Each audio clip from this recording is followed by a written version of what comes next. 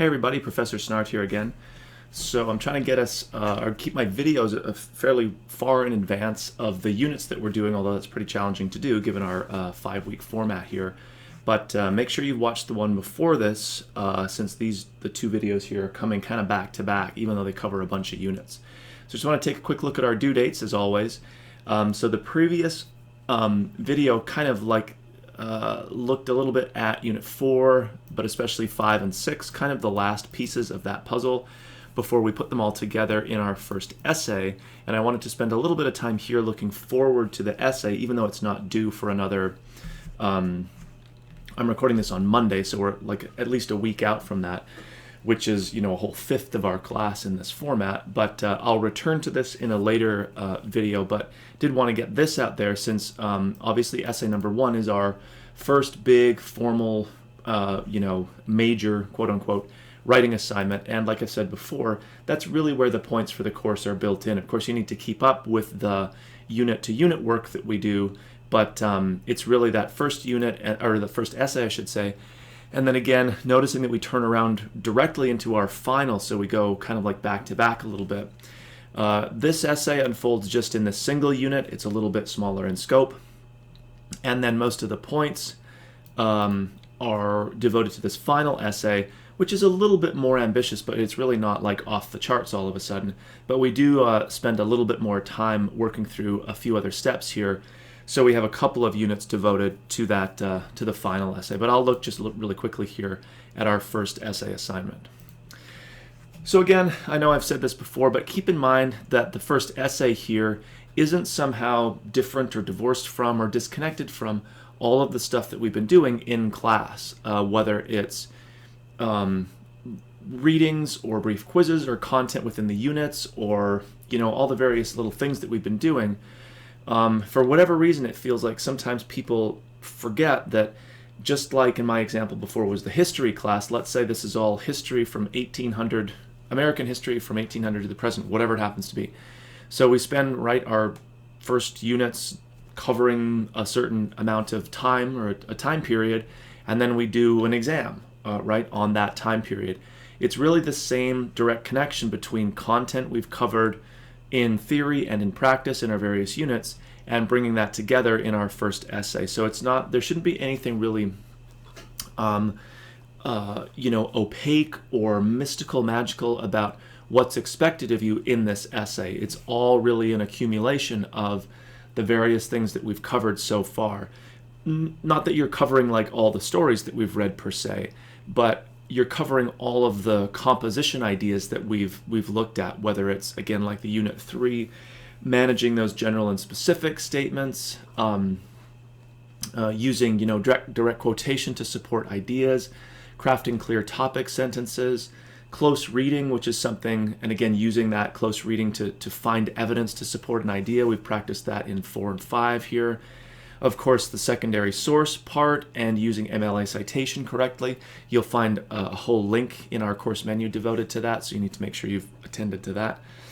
And then even in the essay unit itself, there's further sample essays to look at. There's further information about MLA citation and research. So that's all part of what's coming together in that essay assignment.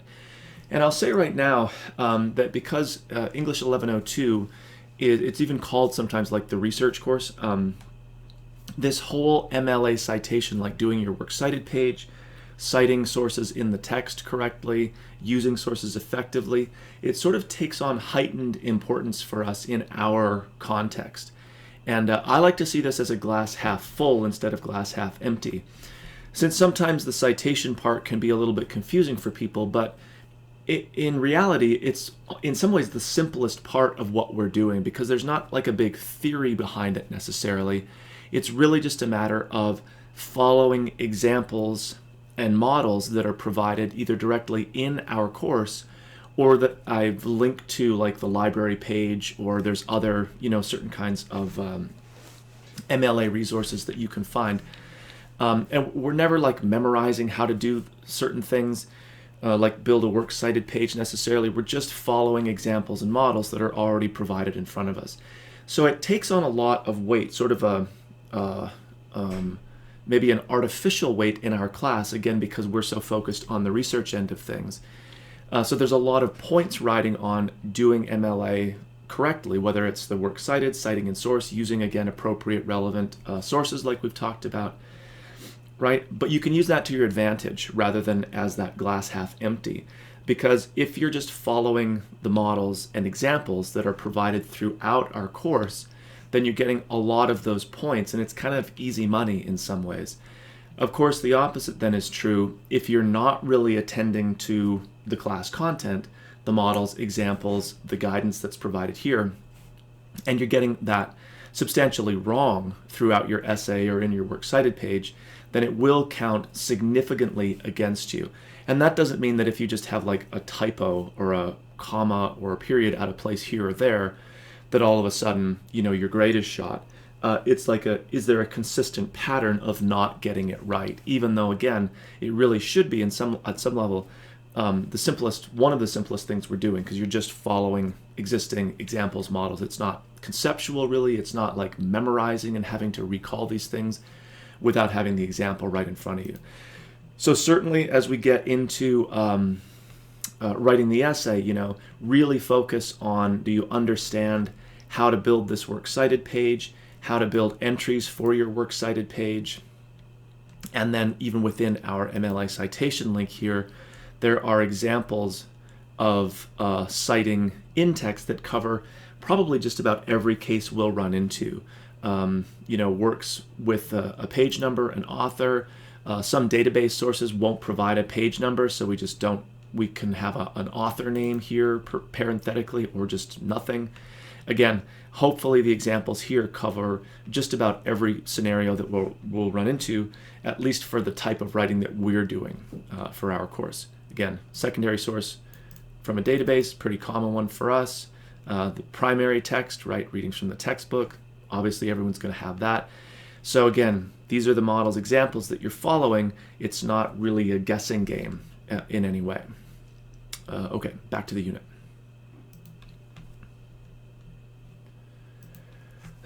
So the assignment itself is actually fairly straightforward, and it's not designed to be a test of your, like, how many pages of this kind of writing can you churn out. It's a putting together of all of those pieces. So it's, again, a fairly short essay. It's based on a close reading of one of the works that we've read for our course so far from our textbook, one of the short stories. I'm cautioning against Alexi's flight patterns. We use that kind of as our close reading test, right, to answer some questions based on reading the text carefully, finding examples, direct quotation to support some of the ideas that we have. But for whatever reason, there's not a lot of really good material in the databases on this story in particular. So we've used it for a previous unit. So I would suggest kind of steering clear of it from here on in, just not because it's not an interesting story by any means, but it just doesn't have a lot of really great research stuff that'll be easily accessible for us. And again, that research component plays such a heavy role in what we're doing. You don't want to sort of tax yourself unnecessarily by choosing a story that doesn't have really immediately accessible resources like most of the other stories that we do. Okay, so the essay prompt itself, you're choosing one of these three questions or prompts that are posed.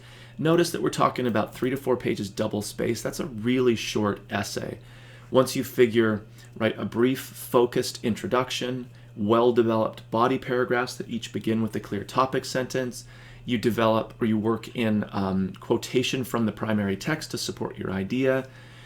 You're incorporating, right, a secondary source into your essay, so that's going to show up in every body paragraph, right, following the topic sentence, following after, right, you've supported that with evidence that you found from the primary text.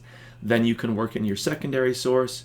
You have a nice transition, write a little bit of explanation, some development in there, transition to the next body paragraph, and before you know it, you've reached that the 3 to 4 pages pretty easily. So there's really no reason for like that filler or extra stuff that some people feel obliged to throw in there.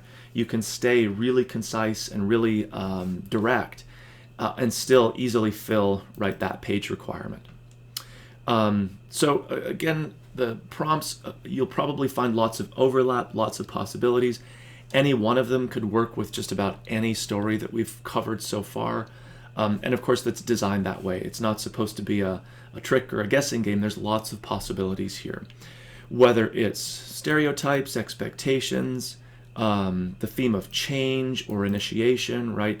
Most of the characters that we've looked at have gone through some sort of an initiation or change, especially some of the younger ones, that whole sort of coming of age idea. And this second prompt is the one that I'll just spend a little bit of time on here. So discuss how setting is used in one work we've read so far. So this is it's a really interesting one to write about, but it sometimes trips people up a little bit because they think that setting is used to give the reader like a mental picture of the story, which is true, but that's how setting works in every story. That's not really a thesis statement, it's just a fact about like what setting is. So what you want to do is take that to the next level and connect setting to thematic elements in one of the works. And I think the best story to use for this, although not the only one, is Alice Munro's Boys and Girls. That's the one where the little girl is on the farm. She's trying to sort of fight the gender role that's being prescribed to her, but probably kind of gives in or has to give in by the end. So that's the thematic stuff, that whole gender role part. But you'll notice that Munro does a really great job of using setting or elements of setting to help communicate that theme to us. So the outside area of the farm and the fox pen and all that stuff is definitely sort of like the male-dominated space. It's where her father works, but it's also kind of where she wants to be. The inside of the house is very much that female or domestic space, right? Stereotypically speaking, it's where the mother is. The narrator even comments how kind of weird the mother looks outside, right? She doesn't fit in that gendered space. And it's the story is really about the narrator fighting to be part of the one setting or space, the outside space, but ultimately being guided or, railroaded by pretty much everybody in the story into that more traditional female domestic space, the inside of the house. There's also lots of ways that the fox farm itself becomes a setting for sort of like entrapment and almost the inevitability of what happens to the girl. So if you do this one, be careful that you don't just make the argument that setting gives us like something to see, because we already sort of know that. You have to make sure that you connect setting to that larger sort of thematic structure. And there's lots of good secondary sources in the databases that will help elucidate this idea as well. Okay, so short essay, right? Choosing one of the 3 prompts provided, integrating one secondary source. We've already covered that they have to be relevant and appropriate, so I won't repeat that here. Let's see. And that's repeated here, so really no excuses. Reminders about correct works cited, all of the stuff that we've covered before, that's what we're looking to have in place. There's guidance just off the screen here about what kinds of models to follow for putting the works cited together. So again, I've tried really consciously to lay out the expectations, the requirements really clearly here. So especially with English, some people feel, I think, like they have to guess what they're supposed to do, or they're just out there like in space on their own. This really should feel like the culmination of all of the work that we've been doing up to this point, and now putting all those pieces together. So not guesswork, not a mystery, not magical stuff, but if you've watched this, if you've read the assignment here, worked through those individual units where we covered this stuff, you should be in good shape. Of course, it's a real indicator to me if somebody then now writes an essay where the thesis is setting gives the reader something to see. I mean, I basically said that doesn't work. So if you do that, it tells me that you just haven't watched this. You haven't engaged with the content of the course. So your grade will reflect that. And I don't mean that in a mean or threatening way, just more factual than anything else. But always try to see it glass half full. You're always just following examples, models, putting into place things that we've done on a smaller scale into the final essay here. And again, remember that part of the essay assignment, the general folder here, is to once again look at some samples just so you have a real clear sense of what these kind of essays sound like, the scope of them, how they use evidence from like a primary text to support an idea, all of that kind of stuff. So at the end of the day, we should be able to take your essay and put it into our sample essay folder, and it would look, sound, not in the specifics, but in its overall kind of atmosphere, right? The way it works, it would line up with the existing sample essays in there. Okay, so I'll do another probably much shorter announcement later just to keep us on track as we move to essay number 1.